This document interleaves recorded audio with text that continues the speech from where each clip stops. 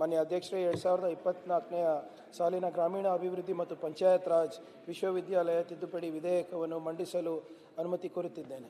ಪ್ರಸ್ತಾವವನ್ನು ಮಂಡಿಸಲಾಯಿತು. ಈಗ ಪ್ರಸ್ತಾವವನ್ನು ಸಭೆ ಮತಕ್ಕೆ ಹಾಕುತ್ತೇನೆ. ಪ್ರಸ್ತಾವವು ಹೀಗಿದೆ: 2024 ಸಾಲಿನ ಕರ್ನಾಟಕ ರಾಜ್ಯ ಗ್ರಾಮೀಣ ಅಭಿವೃದ್ಧಿ ಮತ್ತು ಪಂಚಾಯತ್ ರಾಜ್ ವಿಶ್ವವಿದ್ಯಾಲಯ ತಿದ್ದುಪಡಿ ವಿಧೇಯಕವನ್ನು ಮಂಡಿಸಲು ಸಭೆಯು ಅನುಮತಿ ನೀಡಬೇಕು. ಪ್ರಸ್ತಾವದ ಪರವಾಗಿರುವವರು ಹೌದು ಎಂದು ಸೂಚಿಸಬೇಕು. ಪ್ರಸ್ತಾವದ ವಿರುದ್ಧವಾಗಿರುವವರು ಇಲ್ಲ ಎಂದು ಸೂಚಿಸಬೇಕು. ಪ್ರಸ್ತಾವವು ಹೌದು ಜನರ ಪರವಾಗಿದೆ ಎಂದು ಭಾವಿಸುತ್ತೇನೆ. ಪ್ರಸ್ತಾವವು ಹೌದು ಜನರ ಪರವಾಗಿದೆ. ಪ್ರಸ್ತಾವವು ಅಂಗೀಕೃತವಾಗಿದೆ. ವಿಧೇಯಕ ಮಂಡಿಸು. ಮಾನ್ಯ ಅಧ್ಯಕ್ಷರೇ, ವಿಧೇಯಕವನ್ನು ಮಂಡಿಸುತ್ತಿದೆ. ವಿಧೇಯಕವನ್ನು ಮಂಡಿಸಲಾಗಿದೆ. ಕರ್ನಾಟಕ ಕಾರ್ಮಿಕ ಕಲ್ಯಾಣ ನಿಧಿ ಸಚಿವರು. ಸನ್ಮಾನ್ಯ ಸಭಾಧ್ಯಕ್ಷರೇ, ಕರ್ನಾಟಕ ಕಾರ್ಮಿಕ ಕಲ್ಯಾಣ ನಿಧಿ ತಿದ್ದುಪಡಿ ವಿಧೇಯಕ 2024 ಮಂಡಿಸಲು ಅನುಮತಿ ಕೋರುತ್ತೇನೆ. ಪ್ರಸ್ತಾವವನ್ನು ಮಂಡಿಸಲಾಯಿತು. ಈಗ ಪ್ರಸ್ತಾವವನ್ನು ಸಭೆ ಮತಕ್ಕೆ ಹಾಕುತ್ತೇನೆ. ಪ್ರಸ್ತಾವವು ಹೀಗಿದೆ: 2024 ಸಾಲಿನ ಕರ್ನಾಟಕ ಕಾರ್ಮಿಕ ಕಲ್ಯಾಣ ನಿಧಿ ತಿದ್ದುಪಡಿ ವಿಧೇಯಕವನ್ನು ಮಂಡಿಸಲು ಸಭೆಯು ಅನುಮತಿ ನೀಡಬೇಕು.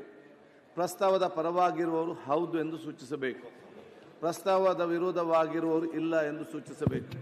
ಪ್ರಸ್ತಾವವು ಹೌದು ಜನರ ಪರವಾಗಿದೆ ಎಂದು ಭಾವಿಸುತ್ತೇನೆ. ಪ್ರಸ್ತಾವವು ಹೌದು ಜನರ ಪರವಾಗಿದೆ. ಪ್ರಸ್ತಾವವು ಅಂಗೀಕೃತವಾಗಿದೆ. ಮಾನ್ಯ ಸಚಿವರು ವಿಧೇಯಕ ಮಂಡಿಸಬೇಕು. ವಿಧೇಯಕ 2024 ಸದನದಲ್ಲಿ ಮಂಡಿಸುತ್ತೇನೆ. ವಿಧೇಯಕವನ್ನು ಮಂಡಿಸಲಾಗಿದೆ. ಕರ್ನಾಟಕ ರಾಜ್ಯ ವಿಶ್ವವಿದ್ಯಾನಿಲಯಗಳ ತಿದ್ದುಪಡಿ. ಮಾನ್ಯ ಅಧ್ಯಕ್ಷರೇ, 2024ನೇ ಸಾಲಿನ ಕರ್ನಾಟಕ ರಾಜ್ಯ ವಿಶ್ವವಿದ್ಯಾಲಯಗಳ ತಿದ್ದುಪಡಿ ವಿಧೇಯಕವನ್ನು ಮಂಡಿಸಲು ಅನುಮತಿ ಕೋರುತ್ತೇನೆ. ಪ್ರಸ್ತಾವವನ್ನು ಮಂಡಿಸಲಾಯಿತು. ಈಗ ಪ್ರಸ್ತಾವವನ್ನು ಸಭೆ ಮತಕ್ಕೆ ಹಾಕುತ್ತೇನೆ. ಪ್ರಸ್ತಾವವು ಹೀಗಿದೆ: 2024 ಸಾಲಿನ ಕರ್ನಾಟಕ ರಾಜ್ಯ ವಿಶ್ವವಿದ್ಯಾನಿಲಯಗಳ ತಿದ್ದುಪಡಿ ವಿಧೇಯಕವನ್ನು ಮಂಡಿಸಲು ಸಭೆಯು ಅನುಮತಿ ನೀಡಬೇಕು. ಪ್ರಸ್ತಾವದ ಪರವಾಗಿರುವವರು ಹೌದು ಎಂದು ಸೂಚಿಸಬೇಕು. ಪ್ರಸ್ತಾವದ ವಿರೋಧವಾಗಿರುವವರು ಇಲ್ಲ ಎಂದು ಸೂಚಿಸಬೇಕು. ಪ್ರಸ್ತಾವವು ಹೌದು ಜನರ ಪರವಾಗಿದೆ ಎಂದು ಭಾವಿಸುತ್ತೇನೆ. ಪ್ರಸ್ತಾವವು ಹೌದು ಜನರ ಪರವಾಗಿದೆ. ಪ್ರಸ್ತಾವವು ಅಂಗೀಕೃತವಾಗಿದೆ. ಮಾನ್ಯ ಸಚಿವರು. ಮಾನ್ಯ ಅಧ್ಯಕ್ಷರೇ, ವಿಧೇಯಕವನ್ನು ಮಂಡಿಸುತ್ತಿದ್ದೇನೆ. ವಿಧೇಯಕವನ್ನು ಮಂಡಿಸಲಾಗಿದೆ. ಚಾಣಕ್ಯ ವಿಶ್ವವಿದ್ಯಾಲಯ ತಿದ್ದುಪಡಿ. 2024 ಸಾಲಿನ ಚಾಣಕ್ಯ ವಿಶ್ವವಿದ್ಯಾಲಯದ ತಿದ್ದುಪಡಿ ವಿಧೇಯಕವನ್ನು ಮಂಡಿಸಲು ಅನುಮತಿ ಕೋರುತ್ತೇನೆ. ಪ್ರಸ್ತಾವವನ್ನು ಮಂಡಿಸಲಾಯಿತು.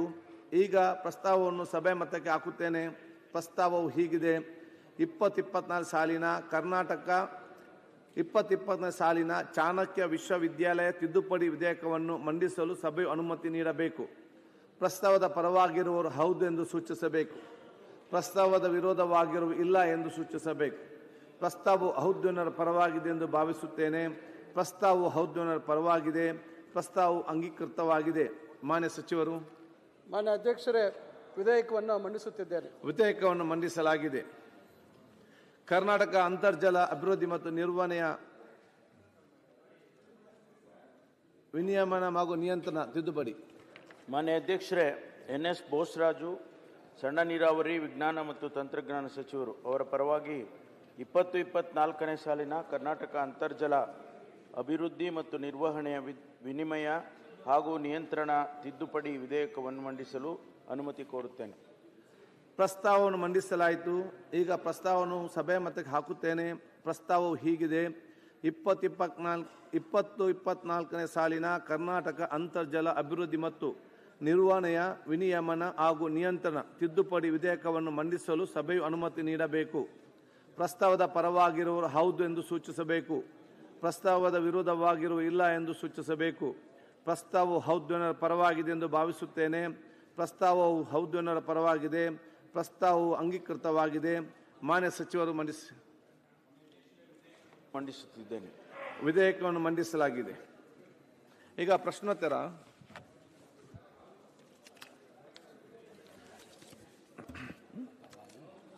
ರಾಜೇಶ್ ನಾಯ್ಕ್ ಅವರ ಪರವಾಗಿ ಭರಶೆಟ್ಟಿ. ಮಾನ್ಯ ಸಭಾಧ್ಯಕ್ಷ, ಕಾಲಿಂಗ್ ಅಟೆನ್ಷನ್. ಪ್ರಶ್ನೋತ್ತರದ ನಂತರ ಕಾಲಿಂಗ್ ಅಟೆನ್ಷನ್ ತಗೊಳ್ತೇನೆ. ಕೂತ್ಕೊಳ್ಳಿ. ಚುಕ್ಕಿನ ಪ್ರಶ್ನೆ ಸಂಖ್ಯೆ 306 ಆಹಾರ ನಾಗರಿಕ ಸರಬರಾಜು ಮತ್ತು ಗ್ರಾಹಕರ ವ್ಯವಹಾರಗಳ ಕಾನೂನು ಮಾಪನ ಶಾಸ್ತ್ರ ಇಲಾಖೆ ಸಚಿವರ ಹತ್ರ ಕೇಳಿದ್ದೇನೆ. ಮಾನ್ಯ ಸಚಿವರು. ಉತ್ತರವನ್ನು ಒದಗಿಸಲಾಗಿದೆ ಅಧ್ಯಕ್ಷರೇ. ಮಾನ್ಯ ಅಧ್ಯಕ್ಷರೇ, ಉತ್ತರದಲ್ಲಿ BPL ಇಂದ ಹೊರಗಿಡುವ ಮಾನದಂಡಗಳು ಏನಂತ ಇದೆ ಅದನ್ನ ಒಂದು ಲಿಸ್ಟ್ ಅನ್ನು ಕೊಟ್ಟಿದ್ದಾರೆ. ಈಗ ದಕ್ಷಿಣ ಕನ್ನಡ ಜಿಲ್ಲೆಯಲ್ಲಿ ಏನಾಗಿದೆ ಅಂತ ಹೇಳಿದ್ರೆ BPL ನೈಜ BPL ಕಾರ್ಡ್ ಹೋಲ್ಡರ್ಸ್ ಯಾರಿದ್ದಾರೆ, ಒಂದು 2-3 ತಿಂಗಳು ಒಂದು ವೇಳೆ ಅವರು ಪಡಿತರವನ್ನ ತೆಗೆದುಕೊಳ್ಳದಿದ್ರೆ ಅವರ BPL ಕಾರ್ಡ್ ಕ್ಯಾನ್ಸಲ್ ಆಗ್ತಾ ಇದೆ. ಬೇರೆ ಬೇರೆ ಕಾರಣಗಳಿಂದಾಗಿ ಅವ್ರಿಗೆ ಪಡಿತರವನ್ನು ತೆಗೆದುಕೊಳ್ಳಿಕ್ಕೆ ಆಗುದಿಲ್ಲ ಕೆಲವರಿಗೆ. ಆದರೆ ನೈಜ BPL ಕಾರ್ಡ್ ಹೋಲ್ಡರ್ಸೇ ಇರ್ತಾರೆ, ಅವರದ್ದು ಕ್ಯಾನ್ಸಲ್ ಆಗ್ತಾ ಇದೆ. ಒಂದು ವೇಳೆ ಅವರಿಗೆ ಏನಾದರೂ ಆರೋಗ್ಯ ಸಮಸ್ಯೆ ಆದಂತ ಸಮಯದಲ್ಲಿ ಅವರು ಪುನಃ BPL ಕಾರ್ಡಿಗೆ ಅಪ್ಲೈ ಮಾಡಿದ್ರೆ ಆಯುಷ್ಮಾನ್ ಭಾರತಕ್ಕೋಸ್ಕರ ಆ ಫೈಲ್ ಅನ್ನ ಹಿಂದೆ ಜಿಲ್ಲಾ ಮಟ್ಟದಲ್ಲೇ ಅದರ ಏನು ವಿಲೇವಾರಿ ಆಗ್ಬೇಕು ಆಗ್ತಾ ಇತ್ತು. ಈಗ ಪುನಃ ಆ ಫೈಲ್ ಅನ್ನ ಬೆಂಗಳೂರಿಗೆ ಕಳಿಸ್ಬೇಕಾಗ್ತದೆ. ಪುನಃ ಅಲ್ಲಿಂದ ಬರುವಾಗ ಇವ್ರದ್ದು ಟ್ರೀಟ್ಮೆಂಟ್ ಅದು ಇದೆಲ್ಲ ತುಂಬಾ ಸಮಸ್ಯೆ ಆಗ್ತಾ ಇದೆ ಸಭಾಧ್ಯಕ್ಷರೇ. ಇದಕ್ಕೆ ನಾವು ಪರಿಹಾರ ಕೊಡದಿದ್ರೆ ನೈಜ BPL ಕಾರ್ಡ್ ಹೋಲ್ಡರ್ಸ್ ಯಾರಿದ್ದಾರೆ ಅವರಿಗೆ ಆಯುಷ್ಮಾನ್ದಲ್ಲಿ ಏನ್ ಟ್ರೀಟ್ಮೆಂಟ್ ಸಿಗ್ಬೇಕು ಅದು ಸಿಗ್ತಾ ಇಲ್ಲ. ಬಹಳ ದೊಡ್ಡ ರೀತಿಯಿಂದ ಅನ್ಯಾಯ ಆಗ್ತಾ ಇದೆ. ಈ 2-3 ತಿಂಗಳು ಒಂದು ವೇಳೆ ಅವರು ಪಡಿತರ ತೆಗೆದುಕೊಳ್ಳಿಲ್ಲ ಅಂತ ಹೇಳಿದ ಆದ್ರೆ ಮಹಜರ್ ಮಾಡದೆ ಅದನ್ನ ಕ್ಯಾನ್ಸಲ್ ಮಾಡ್ತಾ ಇದ್ದಾರೆ. ಹೋಗಿ ಮಹಜರ್ ಮಾಡಿ ಸತ್ಯನ ಸುಳ್ಳ ಅಂತ ಕೇಳದೆ ಟಪ್ಪ ಅಂತ ಕ್ಯಾನ್ಸಲ್ ಮಾಡ್ತಾ ಇದ್ದಾರೆ ಸಭಾಧ್ಯಕ್ಷರು. ಈಗ ಏನಾಗ್ಬೇಕು ನಿಮ್ಗೆ ಪ್ರಶ್ನೆ ಏನು? ಈಗ ಪಡಿತರ ಚೀಟಿಯನ್ನ ಕ್ಯಾನ್ಸಲ್ ಮಾಡ್ಲಿಕ್ಕಿಂತ ಮುಂಚೆ ಒಂದು ಮಹಜರ್ ಆಗ್ಬೇಕು ಅಲ್ಲಿ ಸತ್ಯನ ಸುಳ್ಳ. ಎರಡನೇದು ಆಯುಷ್ಮಾನ್ ಭಾರತಿಗೋಸ್ಕರ ಅವ್ರು ಪುನಃ ಅಪ್ಲೈ ಮಾಡಿದಾಗ ಜಿಲ್ಲಾ ಮಟ್ಟದಲ್ಲೇ ಆ ಫೈಲಿನ ವಿಲೇವಾರಿ ಆಗ್ಬೇಕು. ಇದು ಕಷ್ಟ ಆಗ್ತದೆ ಬೆಂಗಳೂರಿಗೆ ಹೋಗಿ ಬಂದಾಗ. ಗೊತ್ತಾಯ್ತು, ನಾವು ನಿಮ್ ಜೊತೆ ಇಲ್ಲೇ ಇದೀವಿ, ನಿಮ್ಮ ಜೊತೆ ಯಾಕಂದ್ರೆ ಇಲ್ಲಿ ನಾವೇ ಬೇಗ ಮುಗಿಸ್ಕೊಂಡು ಹೋಗ್ಬೇಕು. ಇದು ಬಹಳ ಇಲ್ಲ 2 ನಿಮಿಷ ಅದು ಕರೆಕ್ಟ್ ಇದೆ. ಇನ್ನೊಂದೆರಡು ಕ್ಲಾರಿಫಿಕೇಶನ್. ಈ ಇತ್ತೀಚೆಗೆ ತಮಗೆ ಗೊತ್ತಿದೆ BPL ಕಾರ್ಡ್ ವಿಚಾರದಲ್ಲಿ ರಾಜ್ಯದಲ್ಲಿ ಸಾಕಷ್ಟು ಕಾರ್ಡ್ಗಳನ್ನ BPL ಇಂದ APL ಗೆ ಪರಿವರ್ತನೆ ಮಾಡಿರೋದು, ಸಾಕಷ್ಟು BPL ಕಾರ್ಡ್ ಕ್ಯಾನ್ಸಲ್ ಆಗಿರುವಂತದ್ದಿದೆ. 10 ಲಕ್ಷ ಸಾಧಾರಣ 10 ಲಕ್ಷ ಕಾರ್ಡ್ಗಳನ್ನ ಈಗೇನು BPL ಇಂದ ವರ್ಗಾವಣೆ ಆಗಿರುವಂಥದ್ದು ಅಥವಾ ಕ್ಯಾನ್ಸಲ್ ಆಗಿರುವಂಥದ್ದು ಇದೆ. ಇದು ಏಕಾಏಕಿ ಬರೀ IT ರಿಟರ್ನ್ಸ್ ಫೈಲ್ ಮಾಡಿದ್ದಾರೆ ಅಂತ, ಟ್ಯಾಕ್ಸ್ ಕಟ್ಟಿದ್ದಾರೆ ಅಂತಲ್ಲ, IT ರಿಟರ್ನ್ಸ್ ಫೈಲ್ ಮಾಡಿದ್ದಾರೆ. IT ರಿಟರ್ನ್ಸ್ ಫೈಲ್ ಮಾಡೋದು ಕ್ವೈಟ್ ನ್ಯಾಚುರಲ್ ಸಬ್ಜೆಕ್ಟ್ ಹೇಳಿ, ಅದು ಈ ಸಮಸ್ಯೆ ಇದೆ ಅಂತ ಹೇಳಿದ್ರೆ ಅಂತವ್ರಿಗೆಲ್ಲ ಈಗ ಫೈಲ್ ಮಾಡಿರೋದಕ್ಕೇನೆ ಯಾವ ಆಧಾರವಿಲ್ಲದೆ BPL ಕಾರ್ಡ್ ಅನ್ನ APL ಕಾರ್ಡ್ ಆಗಿ ಪರಿವರ್ತನೆ ಮಾಡಿರೋದನ್ನೆಲ್ಲ ವಾಪಸ್ BPL ಕಾರ್ಡ್ಗೆ ವರ್ಗಾಯಿಸಬೇಕು ಅನ್ನೋಂಥದ್ದು ನಮ್ಮ ಒತ್ತಾಯ.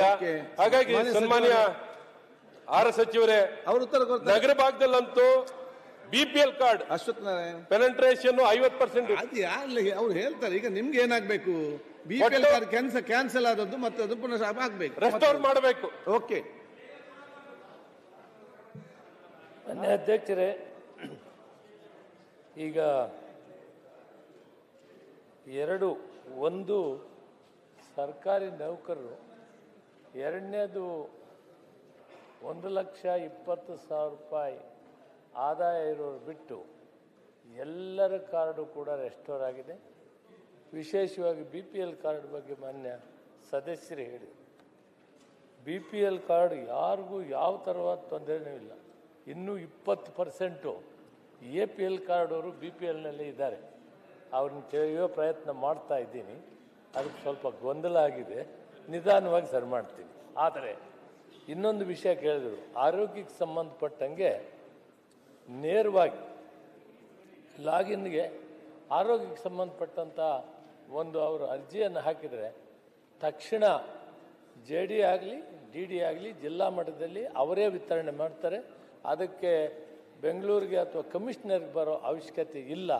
ಅವ್ರಿಗೆ ಅಲ್ಲೇ ವ್ಯವಸ್ಥೆ ಮಾಡಿದೆ. ನಿಮಗೆ ಅದು ಮಾಹಿತಿ ಇಲ್ಲದಿದ್ದರೆ ನಮ್ಮ DD ನಮ್ಮ ಮಂಗಳೂರಿಗೆ ಕ್ಷೇತ್ರಕ್ಕೆ ಬರುತ್ತೆ, ನಿಮಗೆ ಮಾಹಿತಿಯನ್ನು ಒದಗಿಸಲಿಕ್ಕೆ ಎಲ್ಲ DD ಆದೇಶ ಮಾಡಬೇಕು. ಒಂದು ನಿಮಿಷ, ಈ BPL ಕಾರ್ಡಿಗೆ ಸಂಬಂಧಪಟ್ಟಂತೆ ಬಹಳ ದೊಡ್ಡ ಗೊಂದಲ ಈ ಸರ್ಕಾರದ ಮುಖಾಂತರ ಆಗಿದೆ. ಮೊದಲನೇದು, ಹೊಸ BPL ಕಾರ್ಡ್ಗಳಿಗೆ ಅರ್ಜಿ ಹಾಕಿದ್ರೆ ಅವ್ರದ್ದು ಸರ್ವರ್ ಇಲ್ಲಿ ಓಪನ್ ಆಗ್ತಾ ಇಲ್ಲ ಬೆಂಗಳೂರಿನಲ್ಲಿ. ಅದಕ್ಕೆ ಒದ್ದಾಟ ನಡೆಸಬೇಕಾಗತ್ತೆ. ಹೊಸ ರೇಷನ್ ಕಾರ್ಡ್ಗಳಿಗೆ ಅನುಮತಿಯೇ ಕೊಡ್ಲಿಲ್ಲ. ಎರಡನೇ ಕಾರ್ಡ್ಗಳನ್ನು ರದ್ದು ಮಾಡ್ತಾ ಇದ್ದಾರೆ. ಆ ರದ್ದು ಮಾಡೋದನ್ನ ಸರ್ಕಾರ ನಿಲ್ಲಿಸಬೇಕು. ಕೊಟ್ಟಲ್ಲ ಈಗ. ಎಲ್ಲಿ ಉತ್ತರ ಕೊಟ್ಟಿದ್ದಾರೆ ಸರ್? ರದ್ದು ಮಾಡೋದನ್ನ ಮತ್ತೆಲ್ಲ restore ಆಗಿದೆ. ನಿಲ್ಲಿಸಬೇಕು. ಸರ್ಕಾರಿ ನೌಕರರಿಗೆ ಬಿಪಿಎಲ್ ಕಾರ್ಡ್ಗಳು ರದ್ದು ಮಾಡೋದು ಸರಿ. ಯಾರ ಸಾಮಾನ್ಯದರ ವಿದ್ಯಾರ್ಥಿಗಳು ಸ್ಕಾಲರ್ಶಿಪ್ಗೆ ಬ್ಯಾಂಕಿಗೆ ಅಫಿಡೇವಿಟ್ ಕೊಟ್ಟಿದ್ರೆ ಅದನ್ನ ಕ್ಯಾನ್ಸಲ್ ಮಾಡಿದ್ರೆ ಕಾರಣಗಳಿಂದ ತೊಂದರೆ ಆಗಿದೆ. ಬೇಗ ಕಾರ್ಡ್ಗಳು ಇಶ್ಯೂ ಮಾಡ್ಲಿಕ್ಕೆ ಅವಕಾಶ ಮಾಡ್ಕೊಡ್ತೇವೆ. ಮಾನ್ಯ ಸುನಿಲ್ ಬಾಲಕೃಷ್ಣ ಕೂತ್ಕೊಳ್ಳಿ. ಆಯ್ತು, ಉತ್ತರ ಕೊಡ್ತಾರೆ ಮಂತ್ರಿಗಳು, ಉತ್ತರ ಕೊಡ್ತಾರಲ್ಲ. ಒಂದೇ ಉತ್ತರ ಹೇಳಿದ್ದೇನೆ. ನೌಕರರು ಮತ್ತು 1,20,000 ಆದಾಯ ಈ ಮೇಲೆ ಇರುವಂಥವ್ರು ಬಿಟ್ಟರೆ ಯಾರ ಕಾರ್ಡೂ ತಾಪತ್ರ ಇಲ್ದಿರ BPL ಅವರು ವಿಶೇಷವಾಗಿ ನಾನು ಸುಮಾರು 22ನೇ ತಾರೀಕು ಹೋದ ತಿಂಗಳಲ್ಲಿ ಈ ಗೊಂದಲಕ್ಕೆ ಪರಿಹಾರವನ್ನು ಕಂಡುಹಿಡಿದು ಎಲ್ಲ ಕಾರ್ಡ್ಗಳನ್ನು ರೆಸ್ಟೋರ್ ಮಾಡಿದ್ದೇವೆ. ಯಾರು ಎಲ್ಲಿ ಕೇಳಬೇಕಾಗಿಲ್ಲ, ನೇರವಾಗಿ ಒಂದು ಬರೆದು ಕೊಡಿ, ಅಂಕಿಅಂಶ ಕೊಡ್ತಾರೆ. ಕೂತ್ಕೊಳ್ಳಿ. ಅಂಕಿಅಂಶಗಳು ಆಯ್ತು, ಬರೆದು ಕೊಡ್ತಾರಲ್ಲ. ಅದೇ ನೀವು ಇಲ್ಲಿ ಬಂದು ಸಡನ್ ಕನಸಿನಲ್ಲಿ ಎದ್ದ ರೀತಿಯಲ್ಲಿ ಕೊಡಿ ಅಂತ ಹೇಳಿ ಇಲ್ಲಿ ಕೊಡ್ತಾರೆ. ಅಂತ್ಯೋದಯ ಅನ್ನಪಡಿತರ ಚೀಟಿಗಳು 10,80,648 ಇದೆ. ಆದ್ಯತಾ ಅಂದರೆ BPL ಕಾರ್ಡ್ಗಳು 1,02,84,000 ಇದೆ. ರಾಜ್ಯ ಆದ್ಯತಾ ಪಡಿತರ ಚೀಟಿಗಳು 14,74,582 ಇದೆ.